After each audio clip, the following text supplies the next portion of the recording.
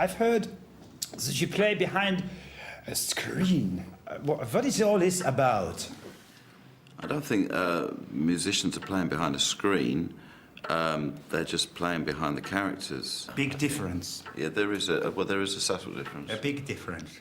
I was thinking maybe you are behind the screen because you don't want people to see what a monster you have become.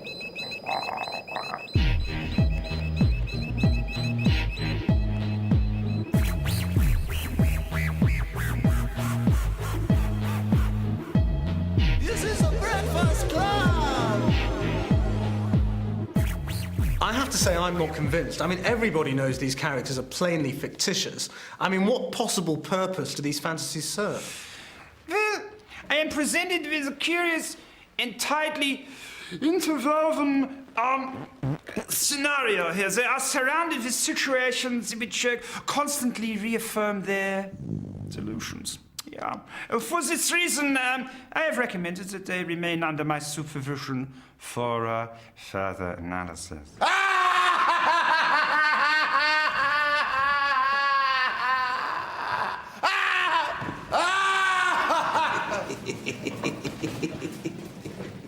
Dr. Cornwell suggested I speak to the Gorillaz web designers. As the band members regularly interact with fans online, the web might be the place to make contact with their creators. My name's Matt Watkins and I'm the webmaster. I hate that word. The Gorillaz live, eat and breathe and hang out on the website online, and kids can come and see where they live, see what they get up to, see what they're into and what their house is all about. Well, the band members are pretty elusive on the actual website, but if you look hard enough, you will actually bump into a few of them, and you can, if you're lucky, you can chat to them. They all seem to idolise Murdoch and 2D especially. Stewpot, that's 2D's real name.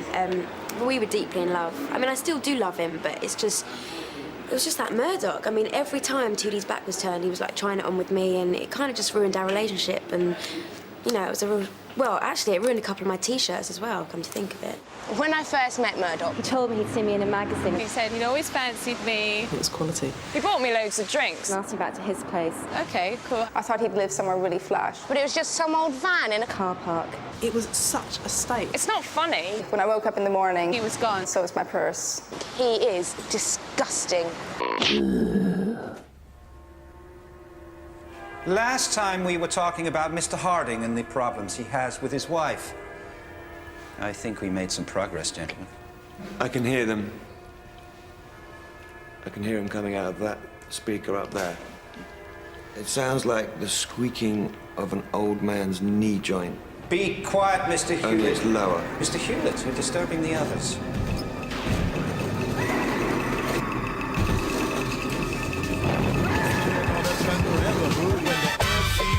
And the DJ spin, I want y'all to just get down.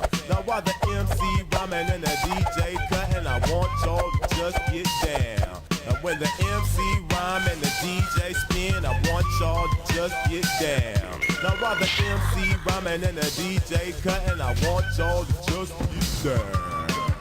Tap your toes and clap your hands. Come on, trace the globe and shake your pan. Just twist your hip and do the dip. Come on, shake and make, do whatever it takes.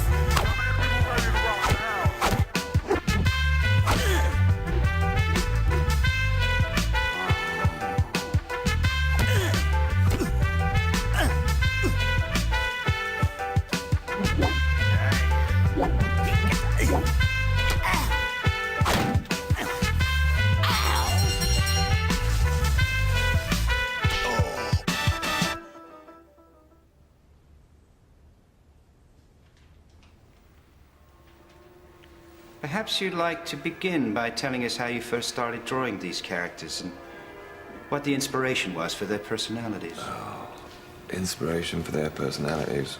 Well, I suppose there's a bit of everything in there, really. Keith Richards, Probably a baddie from Scooby-Doo. A couple of stormtroopers. Peter Falk. Brian Harvey. Matthew Kelly. And Darth Vader. That's about it.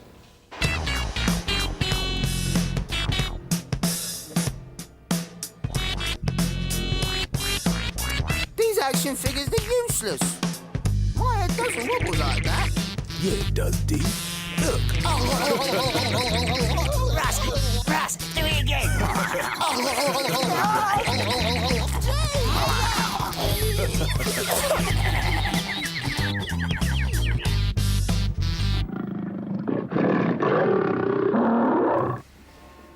This is how multiple personality disorders start, gentlemen. I'm gonna stuff you full of pills now. そろそろお薬のお時間です。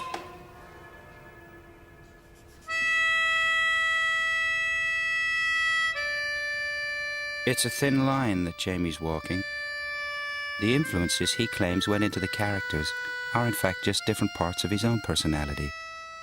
The other one just plays instruments randomly out of time. I think he's a freak and belongs in a circus. But unfortunately, there is not enough resources to keep them here. So it's back to the community for the pair of them. Released from hospital, Damon and Jamie finally agreed to meet me. I intended to discover face-to-face exactly why the creation of an animated band had resulted in such mayhem.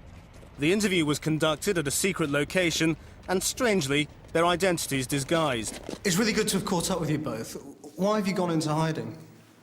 Because we're sort of trying to phase ourselves out. I don't think we were ever supposed to be this thrust into the limelight with it. It's just sort of happened like that. Do you think the Gorillaz can survive without you two fronting it, though? Well, it's a whole group of people who are working on this. That there could be 50 silhouettes here. There's 2. That's the point, really. Were you trying to make a statement with the creation of the Gorillaz? What we're trying to do is replace order with chaos. What does that mean? It means that I find delivery of misinformation to be as valid as the delivery of information. We feel like maybe we're giving a younger audience something cool to get into, instead of all the sort of rubbish that they have to listen to. But is the reality that has ended up being the Gorillaz what you envisaged? Or has it turned into something different? Well, for me, I think it's turned into a bit of a monster. I think, which is the reason why I'd like to sort of step back from it. It's sort of gotten out of control.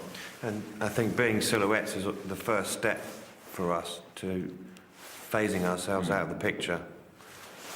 Next time we might be outlines, and then after that, we won't exist at all.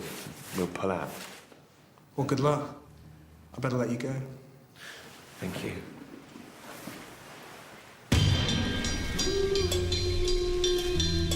It remains to be seen whether Damon and Jamie will be able to resist returning to the spotlight in the future.